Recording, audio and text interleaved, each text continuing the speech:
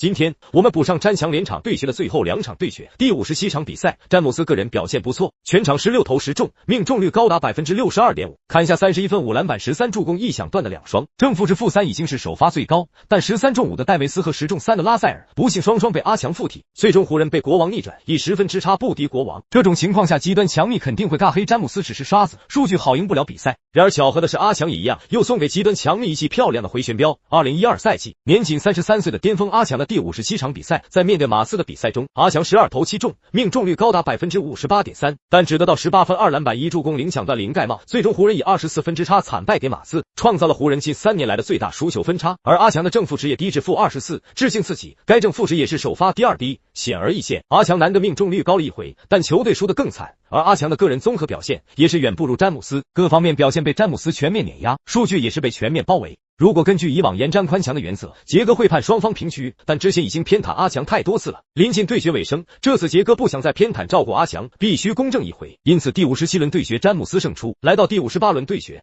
本场詹姆斯发挥相当出色，全场16投10中，砍下全场最高的29分，外加8篮板9助攻的准3双。上半场结束，湖人仅仅领先1分，但第3节开解，詹姆斯在短短的185秒内狂砍11分，瞬间帮助湖人将分差扩大到10分。但此后森林狼发起顽强的反扑，尤其在詹姆斯下场休息的后半节，爱德华兹接连得分，最终森林狼还是反超湖人1分结束第3节。然而已经39岁高龄的詹姆斯依然是统治了第4节。第4节詹姆斯5投3中，以高达 60% 的命中率砍下两队最高的10分，以及3篮板3助攻。在詹姆斯的强势得分和串联球队下，携手戴维斯打出一波21-4的超级攻势，最终湖人以11分之差力克赛前西部第2的强队森林狼。本场詹姆斯正负值高达正14， GMSC 效率值高达 25.3， 攻防净效率高达正22， BPM 正负值高达正 7.5。 值得一提的是，本场浓眉打出了现象级的表现，全场砍下27分25篮板5助攻3抢断7盖帽的全面数据。再来看巅峰阿强2012赛季的第58场比赛，在面对雷霆的比赛中，阿强全场26投9中，狂砍26分，得分和出手一样多，命中率高达 34.6%。 有趣的是，本场比赛威少22投3中，得到14分，命中率高达 13.6%。 靠着最像阿强的威少的超强发挥，最终湖人还是以8分之差险胜雷霆。然而这年的季后赛向来打不了高端局，季后赛中的阿强在面对雷霆的系列赛最终被绅士横扫。而此时的费舍尔已经来到雷霆，费舍尔职业生涯季后赛面对阿强4-1，系列赛1-0。按照极端强力一贯的不能看数据，不看实际表现和贡献，只看比赛结果，我们发现费舍尔和阿强同样是5冠，但季后赛正面交手费舍尔碾压阿强，因此我们可以得出费舍尔大于阿强的结论。极端强力，你们自己说你们的观点是不是很可笑？最终结果毫无疑问，詹姆斯依然优势胜出。至此该赛季所有对决已经完结，最终39岁的老年詹姆斯在杰哥严重偏袒阿强的情况下，依然以39胜14负5平的绝对优势碾压33岁的巅峰阿强。